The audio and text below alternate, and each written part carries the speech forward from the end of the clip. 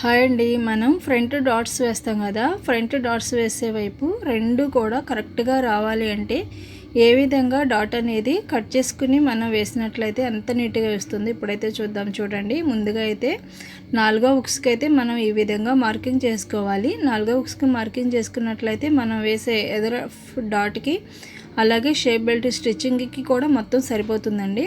అలా మార్కింగ్ చేసుకున్న తర్వాత ఈ రెండు కూడా మనం సపరేట్ చేసేయాలి. ఫ్రంట్ పార్ట్ రెండు కూడా ఈ విధంగా సపరేట్ చేసుకుని మీకు ఎటువైపు అయితే అలవాటు ఉందో ఉక్సుల వైపు కాజాల వైపు, ఇదైతే నాకు కాజాల వైపు అండి. ఇప్పుడు కాజాల వైపు చూపిస్తున్నాను. కాజాల వైపు మనం మార్కింగ్ చేసుకుందాము. కాజాల వైపు ముందుగా మనం డాట్ పెట్టాం కదా, కింద ఈ విధంగా చూడండి, ఇలా చూపిస్తున్న విధంగా 2 అంగుళాలకు అయితే మార్కింగ్ చేసుకోవాలి. ఎందుకంటే మనం కాజాల వైపు పెంపు పట్టి వేస్తాం కాబట్టి క్లాత్ మనకి కరెక్ట్గా సరిపోతుందన్నమాట. 2 అంగుళాలకు అయితే కరెక్ట్గా మార్కింగ్ చేసుకోవాలి.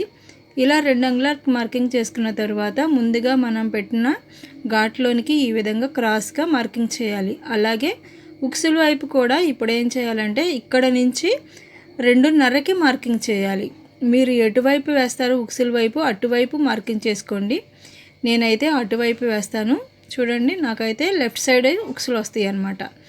ఈ విధంగా 2.5కి మార్కింగ్ చేసుకుని ముందుగా మనం ఘాటు పెట్టుకున్నాం కదా, ఆ ఘాటు దగ్గరికి ఈ విధంగా క్రాస్గా అనేది డ్రా చేసేసుకోవాలండి. ఇలా క్రాస్గా డ్రా చేసుకున్న తర్వాత ఈ రెండు వైపులా కూడా కట్ చేసుకోవాలి. చూడండి, ఈ విధంగా రెండు వేరువేరుగా అయితే తీసేస్తున్నాను. ఇలా తీసుకున్నట్లయితే మనకి ఫ్రంట్ పార్ట్లో రెండు పక్కల కూడా చక్కగా సమానంగా అయితే వచ్చేస్తాయండి.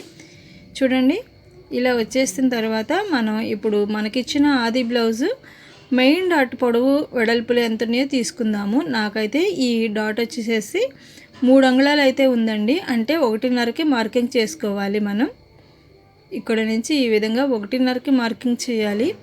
ఎవరికైనా సరే మనం 2.5 అయితే పొడవు అయితే సరిపోతుంది. డాట్ పొడవు 2.5కి కరెక్ట్గా ఎవరికైనా సరిపోతుందండి. వెడల్పులు మాత్రమే మనం చూసుకోవాలన్నమాట. ఒక్కొక్కరికి చెస్ట్ తక్కువగా ఉంటుంది కాబట్టి అది చిన్న సైజు బ్లౌజ్ కిందకు వచ్చేస్తుంది. దానికి కొంచెం తక్కువగా తీసుకోవాలన్నమాట కింద పెట్టే డాటు. ఈ విధంగా మార్కింగ్ చేసుకున్న తర్వాత మనం ఇప్పుడైతే డ్రా చేసుకుందాం. చూడండి ఎంత నీట్గా అయితే వచ్చిందో షేపు. ఈ షేపు ఏ విధంగా వేసుకోవాలో వేరే వీడియోలో అయితే చూద్దామండి. ఈ వీడియో కనుక మీకు నచ్చినట్లయితే లైక్ చేయండి. థ్యాంక్ యూ సో మచ్ అండి.